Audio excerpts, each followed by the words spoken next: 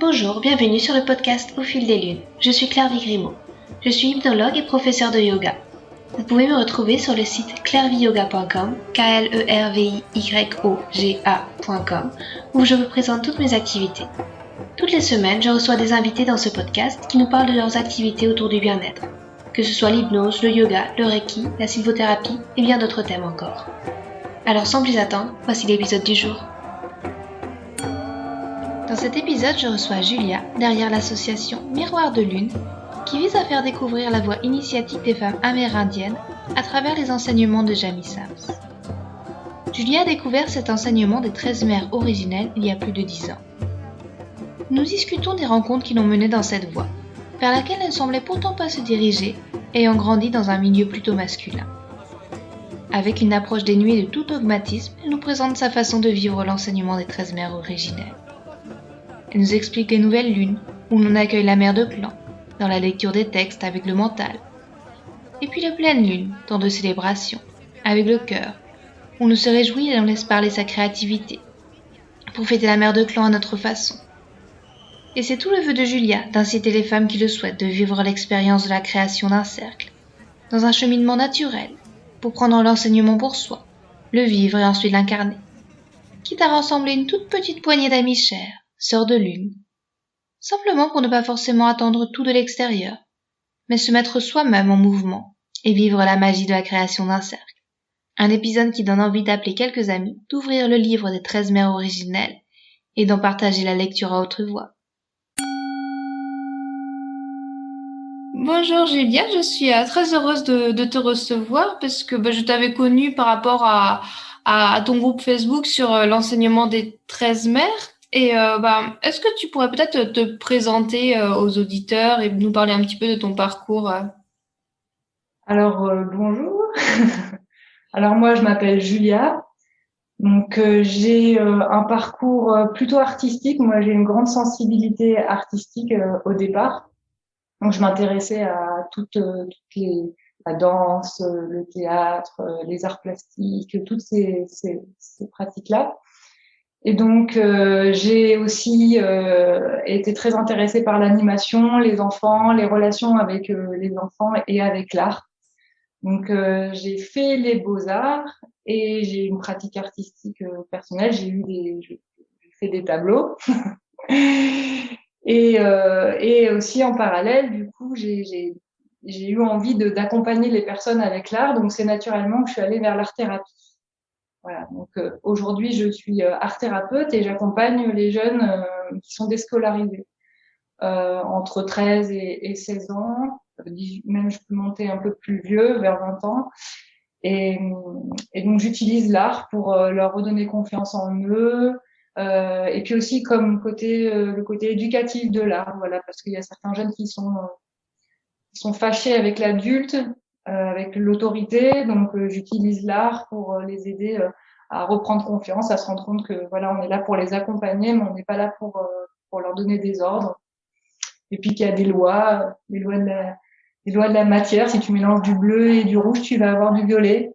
C'est comme ça. Donc voilà, tu peux pas donc, accepter les choses. Il y a un côté aussi très philosophique, éducatif, spirituel même. Donc les jeunes aujourd'hui, ils en ont besoin. Donc voilà, ça c'est mon métier. Et comme j'ai été moi-même en échec scolaire et que l'art m'a aidé aussi personnellement, ça m'aide sur ce chemin. Du coup, avec l'art, ça te permet de découvrir d'autres parties en toi. C'est un outil que tu utilises vraiment régulièrement pour te connecter. Ouais, l'art c'est pour moi écouter de la musique. Je suis mélomane. C'est une ouverture en fait vers le monde et ça pour moi c'est très précieux. Et en fait, ce que je peux dire par rapport à ça, c'est du coup quand j'étais enfant aussi, ça ramène au monde de l'enfance en fait. Tout ça, on a une sensibilité très forte quand on est enfant. Et en fait, moi, je recherchais beaucoup dans le monde extérieur, dans le monde des adultes, un enseignement, une voie spirituelle déjà très jeune. Je recherchais la tribu, je recherchais qu'on célèbre la célébration. C'était un grand manque pour moi en fait. Et donc, c'est aussi ça qui, petit à petit, m'a amené aussi vers les 13 mères originelles, puisque c'est une sagesse de transmission orale, en fait. Je trouve que c'est intéressant de découvrir un petit peu par quoi tu es venu à l'enseignement des 13 mères et justement, enfin, c'était pas forcément très connu il y a une dizaine d'années là, c'est peut-être en plein essor. Tu te souviens un petit peu comment tu as découvert cela? Qu'est-ce qui t'a mené plus précisément sur ça? Alors, ce qui est intéressant, c'est que voilà, quand on est enfant, on a une relation particulière, par exemple, avec la mort, avec des questions comme ça, avec la célébration. Moi, j'ai vécu vraiment un grand choc par rapport à ça enfant, puisque j'ai perdu ma tante quand j'avais 6 ans. Et j'ai pas compris l'enfermement de l'adulte, le manque de réponse. Donc, je me suis vraiment enfermée sur moi-même à ce moment-là et je me suis dit, voilà, bah, le monde idéal que j'imaginais, le monde de la tribu, le monde où on célèbre les morts, bah, ça, c'est pas pour cette vie-là. Et donc, j'ai mis ça dans un placard et puis j'ai continué ma vie. Et puis, en 2000, dans les années 2010, j'ai une de mes amies qui est devenue une sœur de Lune qui m'a parlé d'un festival qui s'appelait Festival du rêve de l'aborigène, qui est vers Poitiers, qui est un festival qui rassemble autour des peuples autochtones, de la sagesse, donc tous les peuples. Bon, alors aussi il y a l'Australie, donc les aborigènes, mais voilà, il y a d'autres sagesses. Il y a des instruments, il y a tous les chants diphoniques, le didgeridoo. Il y a une partie dans le festival qui est vraiment réservée aux associations, où il y a Cocopelli, le respect de la nature, de l'environnement, le respect de l'autre. Donc, c'est un festival qui est vraiment magnifique. Et c'est dans ce festival que pour moi, tout a commencé par rapport aux 13 mères originelles. C'est déjà voir que c'était possible de se réunir avec des gens, de célébrer. On se retrouve à 1000 personnes à planter un arbre et à méditer ensemble.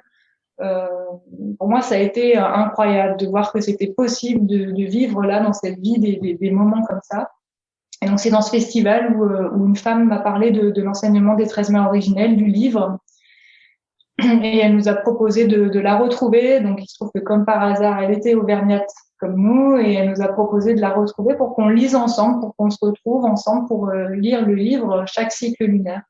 Puisque l'enseignement des 13 mères originelles se lit sur une année et que chaque mère correspond à un cycle. Donc, la mère de janvier, la mère de février, la mère de mars, la mère d'avril. Donc, chaque cycle lunaire, à la nouvelle lune, on accueille la mère et à la pleine lune, on la célèbre et elle nous accompagne sur le mois. Et donc, c'est là où vraiment j'ai rencontré cet enseignement. D'accord. Et du coup, au début, vous vous réunissiez peut-être en tout petit groupe pour lire le livre de Jamie-san et après, ça a pris d'autres proportions, Après, ce qui était chouette pour moi, c'est que lorsque, au départ, elle m'a parlé de cercle de femmes, moi, ça me parlait pas du tout, puisque moi, j'ai grandi avec des hommes et que je voyais pas l'intérêt de se retrouver entre femmes.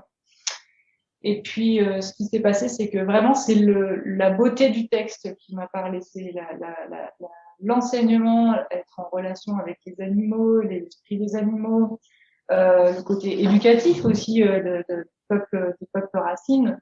Alors, les peuples racines, c'est Frederica Van Ingen qui en parle dans ses livres. J'aime beaucoup voilà, les peuples racines, les Amérindiens, les aborigènes, tous, même voilà, si on va, nous, en France, c'est Celtes, euh, se rejoignent sur le respect de la nature, le respect la roue de médecine, les 4 éléments, le fait que la vie est cyclique.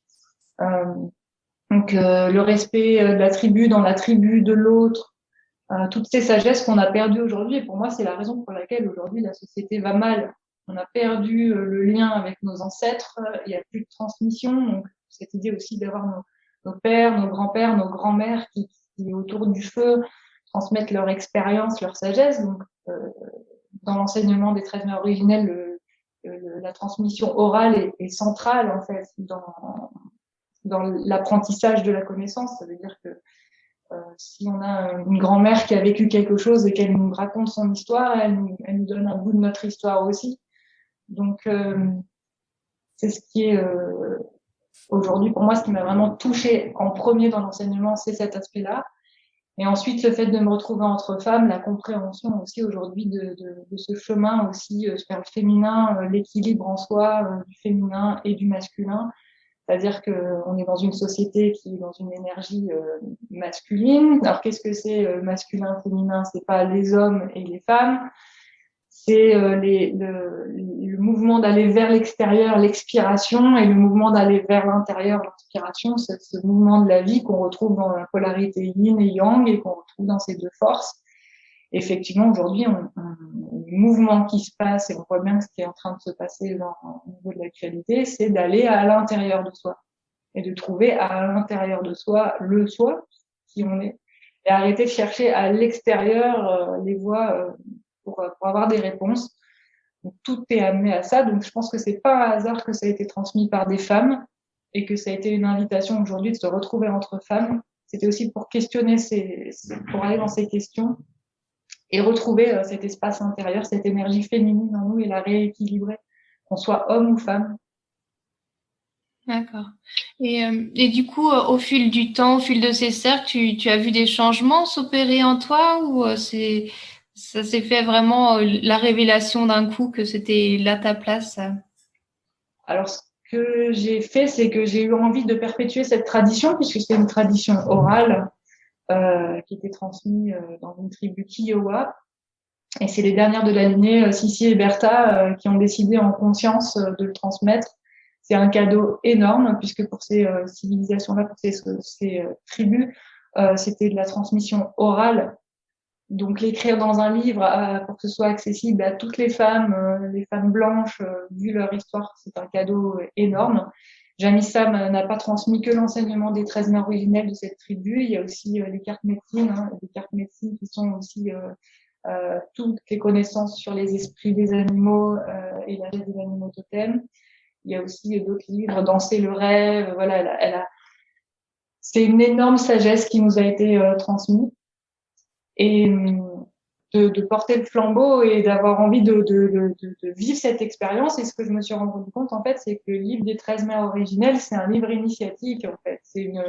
Donc, le fait de créer son cercle, de vouloir créer un cercle autour de cet enseignement devient à part entière un cheminement.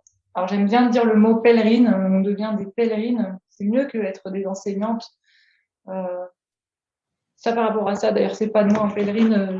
C'était dans l'interview de Katia Bouchi, qu'elle a fait avec Lilou, là, il y a pas longtemps, qui est vraiment magnifique, qui s'appelle La femme souveraine. J'espère que j'écorche pas trop son nom, qui parle, voilà, de pèlerine. Donc, de pèleriner avec ce livre, de vivre l'expérience, de créer un cercle. Donc, ça m'a mis beaucoup de temps. C'était en 2011. J'ai commencé avec donc mon amie Lily, ma sœur de lune Lily. Puis voilà, on rencontre des obstacles, on rencontre des difficultés. Ça amène toujours à attendre de l'extérieur, à espérer que les autres fassent pour nous. Et puis il y a un moment donné où on prend l'enseignement pour nous et de le vivre et de l'incarner. Et comme je suis art thérapeute, en fait, je vois vraiment le parallèle entre les 13 mères originelles et le processus sur l'année, que le processus d'art thérapie. Les premières mères de clan, celles de janvier, février, mars, avril, sont plus dans les stimuli sensoriels de réceptivité, apprendre à voir, apprendre à écouter, voilà, à rentrer en soi-même. Et puis petit à petit, on va aller avec la conteuse en juin, apprendre à parler, à s'exprimer, puis pour ensuite devenir une créatrice et aller vers plus l'extérieur des mécanismes de l'expression, de la création. C'est intéressant de voir comment dans notre pratique on peut le compléter avec le livre et l'enseignement dans sa vie, quoi. C'est vraiment un parallèle. Donc pour moi, c'est devenu une évidence petit à petit que l'enseignement m'accompagne chaque mois. Et les mères sont là pour m'aider. Voilà, je vis des synchronicités et c'est surtout que ça me fait du bien. Donc, comme ça me fait du bien, j'ai envie de continuer. Donc, chaque année, je continue. Donc, il y a eu vraiment un processus qui a fait que, au départ, il a fallu que je le fasse pour moi. Ensuite, que j'apprenne à rencontrer mes sœurs de lune, c'est-à-dire c'est pas n'importe qui. Des fois, on se trompe. Donc, ça apprend à aller dans son intuition, à s'écouter. Ce que je trouvais intéressant, puisque je voulais te poser comme question, enfin, tu vois, je te montrais, j'ai le livre aussi, j'ai lu le livre des 13 mères, mais Je le lis parfois pour moi-même, mais on m'a dit aussi que c'était complètement différent de le lire pour moi-même. J'ai un petit peu de mal à rentrer dedans que de se le faire lire et de le partager en cercle. Donc, ce que tu disais par rapport à la transmission orale et par rapport au fait d'être en cercle, ça m'intéressait de creuser un petit peu. Enfin, d'après toi, pourquoi il y a cette différence entre toutes les nouvelles lunes, je me lis un petit peu la mère de clan et le fait de vivre ça entre femmes. Tu as perçu peut-être ces différences? On t'a posé peut-être déjà cette question, hein? Oui, oui, souvent les personnes qui ont le livre, les femmes qui ont le livre seules Alors il y en a qui le lisent en une fois, qui le dévorent, et puis après le reprendre chaque mois seul et le lire. Il y en a qui le font, hein. Je connais des personnes qui à la nouvelle lune seules se font leur petit moment seul. Ça, tout est possible par rapport à ça, mais c'est vrai que vivre l'enseignement en termes de pratique, la mise en pratique dans la matière, ça se fait dans la création du cercle avec d'autres femmes. Et là, on atteint une autre dimension puisque le verbe déjà est dit à haute voix, donc il y a quelque chose d'important dans la verbalisation. Après, c'est pas forcément, c'est un texte quand même qui est très dense, chaque année, moi je sais que je redécouvre des parties. Donc, quand on se retrouve à lire comme ça dans un cercle, on peut être en méditation, on peut être allongé, on partage la lecture, donc ça donne une dynamique.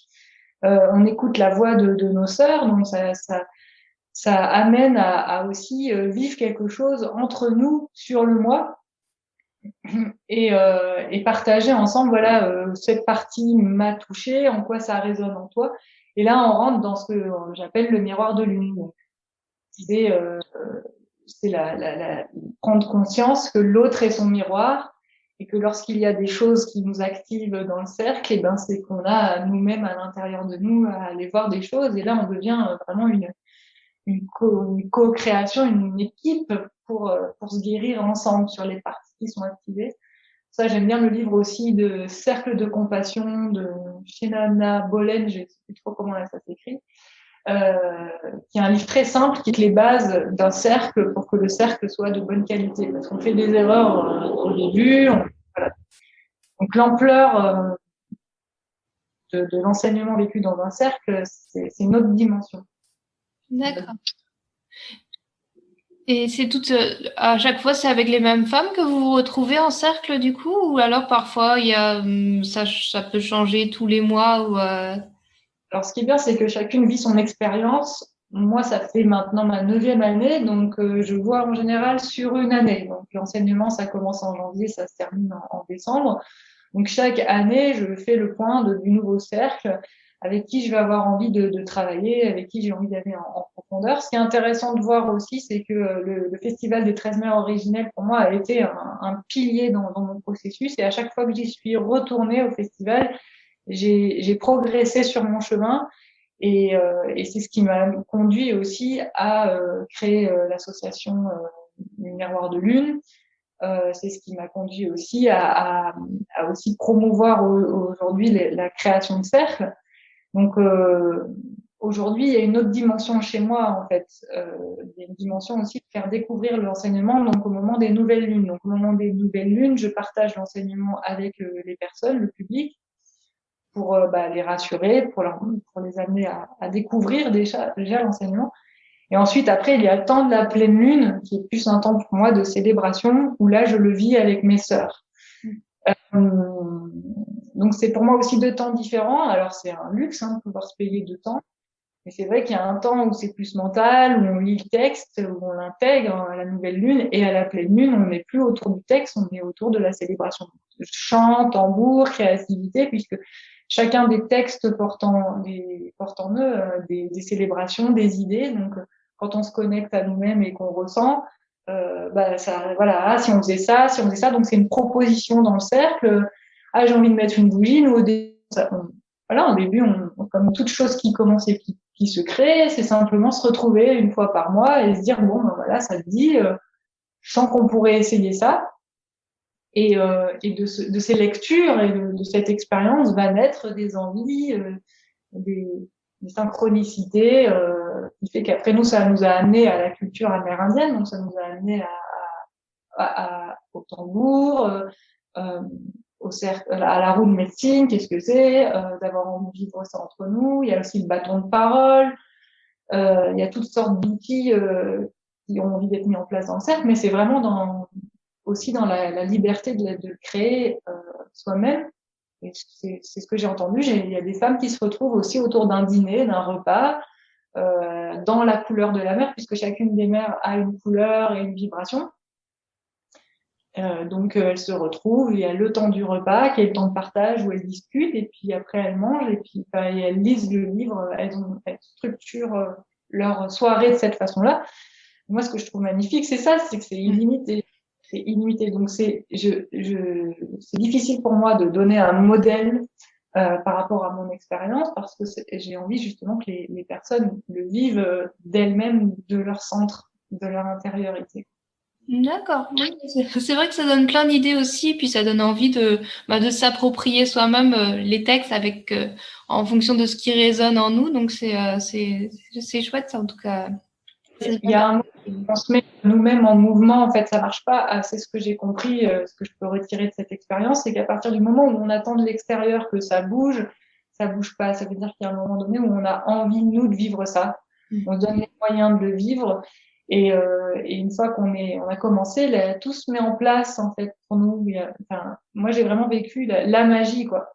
Je me suis rendu compte qu'à partir du moment où je me mettais à mon service, que je m'accordais un moment pour moi, une fois par mois, j'avais la vie, les rencontres. On cherchait un lieu, on l'a trouvé. J'ai pris un autostoppeur qui m'a proposé une tente, une yourte pour nous gratuitement. Ça met en place aussi la notion de l'abondance, de la gratitude, parce qu'à partir du moment où on donne et qu'on se donne à soi-même, et ben on reçoit. Donc c'est vraiment un processus aussi qui va nous amener à nous réaliser aussi, à prendre conscience de ce qu'on est, de qui on est. D'accord. Et il y avait une question que j'avais envie de te poser aussi, c'est est-ce qu'il y a une mère de clan dans laquelle tu te sens particulièrement proche, qui t'attire le plus, que tu as envie de retrouver chaque année avec impatience? Alors ça, c'est une bonne question. Selon le moment où on commence aussi le cercle, parce qu'on commence en janvier, pour moi, la première mère de clan, elle est plutôt en mars. C'est celle qui commencerait le cycle, et moi, je terminerai plus en février avec donc la gardienne de la sagesse. Et quand on commence avec une mère dans le cercle, moi, j'ai des femmes qui sont arrivées en juin, en avril, donc voilà. Ça crée une affinité particulière avec la première qu'on a rencontrée. Déjà, donc quand on la retrouve, on se dit, ah, j'ai fait un cycle, je recommence. Et puis, il y a aussi notre mère de naissance, voilà, donc celle qui correspond à notre cycle de naissance. Donc, celle-là, elle bouleverse, elle touche, parce que c'est nos dons, nos qualités. Chacune correspond à une qualité. Et qu'on voit qu'on n'est pas toujours OK sur ça, qu'on a encore du boulot. Moi, c'était celle qui écoute, donc apprendre à écouter, c'est un art. Donc, je me rendais compte que je ne savais pas écouter, que j'étais beaucoup dans l'extériorisation. Donc, ça a été un choc un peu pour moi. Et puis, j'ai remarqué que j'avais aussi une affinité par rapport à mon ascendant. Je suis ascendant Sagittaire, et en novembre, donc la grande femme qui marche est une des mères qui me touche le plus, parce que c'est elle qui vraiment montre le processus. C'est-à-dire qu'à bout d'un moment, quand tu crées un cercle, quand tu donnes, quand tu es dans cette dynamique yang, assez masculine en fait, quelque part, de faire, de se montrer, d'accueillir, de préparer mieux, de prévenir les filles pour savoir quand est-ce que c'est la pleine lune, par exemple. Voilà, les femmes t'appellent pour savoir quand est-ce que c'est la pleine lune. On se retrouve quand? Et au bout d'un moment, tu as envie aussi d'être soutenue par tes sœurs, que certaines prennent aussi les choses en main, et du rêve de co-créativité, qu'on soit toutes ensemble. Mais le problème, c'est que la réalité, c'est qu'aujourd'hui, on n'en est pas là. Aujourd'hui, ça existe, hein. Je ne dis pas que ça n'existe pas. Et c'est merveilleux pour les femmes qui arrivent à co-créer un cercle où tout le monde a la même énergie, tout le monde a la même dynamique. Mais c'est pareil par rapport au monde alternatif, hein, ceux qui sont en train d'aujourd'hui créer des écolieux, qui sont en train de vouloir créer ce nouveau monde. c'est souvent une personne qui impulse et après les autres qui suivent. Et voilà, donc à un moment donné aussi, il faut savoir, avec la grande femme qui marche, poser les armes, se montrer dans sa vulnérabilité, arrêter de vouloir, voilà, parce que les gens projettent sur nous beaucoup. Donc il est parfait, il y arrive, il a pas de problème. Voilà, non, c'est pas vrai, ça demande, c'est difficile aussi de faire ça. Donc la grande femme qui marche, qui en ce moment est la mère qui nous accompagne dans ce cycle, puisqu'on est en novembre et qui me touche particulièrement. C'est vrai que ça fait beaucoup d'outils aussi à exploiter par rapport à ces différentes grilles de lecture. Et je voulais aussi te demander, tu parlais de la culture amérindienne, donc qui est au cœur de l'enseignement des 13 mères, avec le bâton de parole, qui t'est ouvert peut-être à certaines autres choses, les de médecine. Est-ce qu'il y a d'autres choses dans lesquelles tu puisses tes inspirations, peut-être pour l'art, ou c'est vraiment centré maintenant sur la culture amérindienne? Alors, moi, c'est un outil, en fait, les 13 mères originelles qui m'aide à reconnecter à mes lunes aussi, au cycle lunaire, aussi en lien avec la féminité. Hein. Je parle pas de cet aspect-là, mais il y a aussi toute cette possibilité-là d'écouter ces cycles, de découvrir tout ce qui concerne le féminin, puisqu'il y a énormément de choses à découvrir dans cette voie. Donc c'est une voie qui peut y amener. Alors nous, ce qui est intéressant par rapport à l'expérience, moi personnellement, c'est d'avoir pu créer une tente rouge, donc un espace. La tente rouge, c'était dans plusieurs cultures, donc les femmes se retrouvaient au moment de leur lune pour partager entre elles sur des sujets qui concernent les femmes. Donc c'est important aussi dans une société équilibrée, les femmes puissent avoir ces temps de partage. C'est pour ça aussi que ça a un sens de faire des cercles de femmes. Il y a des sujets qui ne concernent pas forcément les hommes. Ça pourrait être sujet aussi je pourrais en faire tout un sujet, la question des femmes, des hommes, les cercles de femmes, les cercles d'hommes. Mais voilà, la tente rouge, en tout cas, a permis, du coup, d'itinérer, d'aller à la rencontre des gens dans les festivals et de partager chacune dans la tente nos qualités, nos dons avec les 13 mères originelles. Donc, par exemple, j'ai une sœur qui travaille sur les huiles essentielles, j'ai une sœur naturopathe, j'ai une sœur qui est photographe. Donc chacune peut accompagner les autres dans ces espaces-là avec leurs qualités. Et moi, l'aspect qui m'a beaucoup intéressée par rapport au traitement originel, c'est les cérémonies, en fait. Recréer des espaces de cérémonie et les partager ensuite avec les autres. Donc ça, c'est quelque chose que j'aime beaucoup. Par exemple, avec la guérisseuse qui, au mois d'août, c'est une mère qui amène à vivre une mort intérieure. C'est la chauve-souris, son animal totem. Donc la chauve-souris, elle est dans la grotte et elle ressort de la grotte. Et donc j'ai découvert des rituels qui est de s'enterrer dans la terre en fait pendant une nuit et de vivre une mort de cette façon chamanique et de renaître. Alors on a pu le vivre avec nos sœurs dans la terre. C'était dans une terre avec des améthystes, mélangés d'améthystes. On est resté 3 heures, mais ça a déjà été très, très intense parce que c'était sous l'orage. Donc, on était mélangé de terre, de boue et on est sorti de cette terre comme une renaissance. Et puis ensuite, on est allé se baigner dans un étang qui était à côté. Donc, on peut vivre vraiment des vraies expériences de rituels grâce au livre qui donne des clés. Voilà. Ça, c'est quelque chose qui me plaît beaucoup. Après, voilà, j'ai d'autres cordes à mon arc. J'adore la numérologie. J'adore tout ce qui est en fait du développement personnel et qui m'a aidé moi-même à trouver la voie de la paix intérieure, on va dire. Donc, j'adore la CNV avec Isabelle Padovani, qui est pour moi un outil extraordinaire et qui est utilisé aussi dans le cercle, puisque si à un moment donné, il y a une surintensité émotionnelle partagée avec quelqu'un, il faut sentir comment ça vient de soi et aller parler à son enfant blessé à l'intérieur de soi. Donc, ça demande aussi une bienveillance dans le cercle avec les autres. Voilà, j'ai fait aussi des trucs plus spirituels, les annales akashiques, donc des choses qui permettent aussi d'aller dans les mémoires, aller voir les parties blessées et les personnages qu'on joue pour les libérer aussi. Donc beaucoup de choses qui m'intéressent et qui peuvent se vivre dans le cercle, en fait, et qui peuvent se vivre autour du cercle.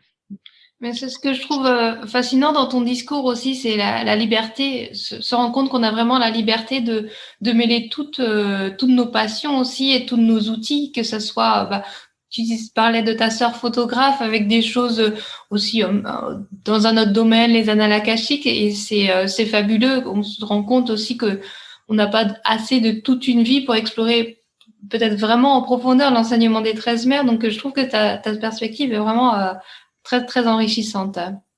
Oui, c'est ça. C'est ma 9e année et en fait, je n'ai pas vu tout le tour, quoi. J'en ai pas fait le tour, quoi, hein, ça c'est certain. Et peut-être pour finir, est-ce que tu as des pratiques de bien-être que tu fais régulièrement, des choses qui t'ancrent? Alors après, ce qui est intéressant aussi par rapport à ça, c'est aller dans notre intériorité, donc et ressentir dans nos intuitions, nos envies. Voilà, moi j'ai envie, mais je suis peut-être pas encore là, mais euh, moi j'aime beaucoup les passes magiques. Donc ça, les passes magiques, c'est Carlos Castaneda, donc c'est des mouvements énergétiques. Donc je pense que c'est important aussi de prendre soin de son corps physique. D'ailleurs, la mère de Plan Doucement en parle. Donc moi, je pense que j'ai beaucoup travaillé sur les différents corps, corps émotionnel, corps mental, voilà. Et là aujourd'hui, maintenant, j'arrive à un stade dans ma vie où j'ai envie de prendre soin de mon corps physique, vraiment. Donc avec la base, l'alimentation. Prendre soin de mon intestin, parce que je pense que voilà, c'est à partir du moment où on prend soin de l'intestin, ça a des répercussions sur le monde extérieur.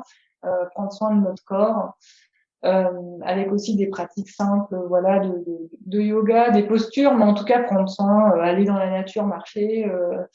Euh, voilà, j'irais vraiment dans une dynamique de simplicité, voilà, vraiment revenir à la simplicité, à la présence. Donc et faire attention au mental qui va partir dans tous les sens. Donc avoir une pratique qui fait que voilà, on revient dans la présence. Pour moi, ça c'est en ce moment, c'est vraiment ce qui est important pour moi. D'accord. Merci beaucoup. Et peut-être pour finir, est-ce que tu aurais un conseil à donner aux personnes qui nous écoutent pour se sentir bien, peut-être pour commencer ce chemin avec les 13 mers, si tu as envie de conclure. Alors après, j'ai un conseil à donner, en fait, c'est assez simple, c'est oser y aller, quoi. Lancez-vous, n'ayez pas peur. Si jamais il y a des questions, ben, tout est dans le livre. Les 13 mères, en fait, elles-mêmes sont là pour nous répondre. Et à travers le texte, vous trouverez les clés, en fait, qui vous manquent. Ça va pas forcément être toujours facile, c'est normal, c'est un chemin initiatique. Donc, comme tout chemin, toute voie initiatique, voilà, on est confronté.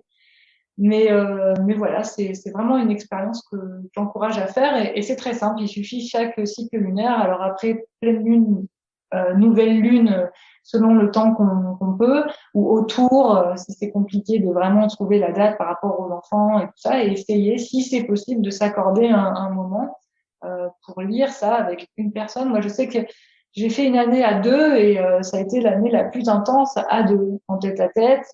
Il n'y a pas eu de fuite possible. On a pu, voilà, ça a été aller très en profondeur.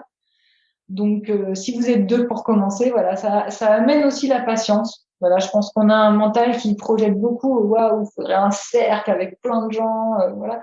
Non, ça marche pas comme ça. C'est comme une graine qu'on plante. Voilà, au début, on l'arrose doucement, on y met notre amour, et puis petit à petit, ça fleurit, ça fleurit. Et je pense que créer un cercle, pour moi, un cercle, c'est comme un arbre qui donne des fruits, mais avant de récolter, il faut prendre le temps de commencer. Donc, ça peut prendre des années. Voilà, c'est ça que j'ai comme conseil à donner. D'accord. Ben, merci beaucoup, Julia, pour cette conversation. Merci pour ta générosité et puis pour tout ce que tu nous as transmis. Merci à toi. Merci beaucoup à Julia pour cette discussion. Vous trouverez toutes les notes de l'épisode sur le site clairviyoga.com à la rubrique podcast. Si vous vous intéressez à l'énergie lunaire, j'en profite aussi pour vous dire que mon livre 12 promenades au clair des lunes est maintenant disponible. Vous trouverez plus de renseignements sur ce livre sur le site 12promenades.com, 12 en chiffres. Merci et à bientôt.